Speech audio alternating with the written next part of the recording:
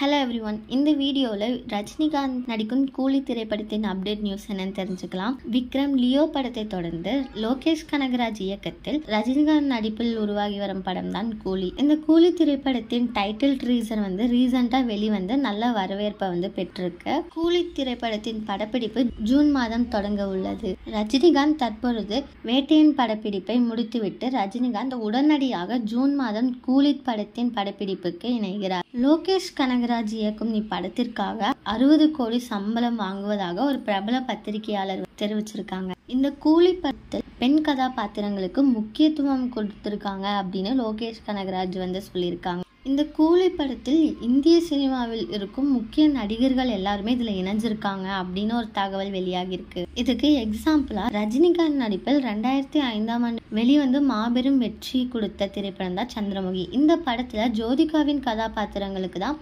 அதிக முக்கியத்துவம் இருக்கு. அதே போல் இந்த கூலி திரைப்படத்திலையும் பெண்களுக்கு முக்கியத்துவம் இருக்கும் அப்படின்னு லோகேஷ் கனகராஜ் சொல்லியிருந்த நிலையில் ரசிகர்கள் எல்லாரும் பொறுத்திருந்து பார்க்கலாம் லோகேஷ் கனகராஜ் கூறியிருக்காங்க. ஸோ ரசிகர்கள் எல்லாரும் வெயிட் பண்ணி பார்க்கலாம் கூலி திரைப்படம் எப்படி வரப்போகுது அப்படின்ட்டு ரசிகர்கள் எல்லாரும் வெயிட் பண்ணிட்டு இருக்காங்க. இதே மாதிரி லேட்டஸ்ட் சினிமா நியூஸ் அப்டேட்க்கு இந்த சேனலை சப்ஸ்கிரைப் பண்ணிக்கோங்க.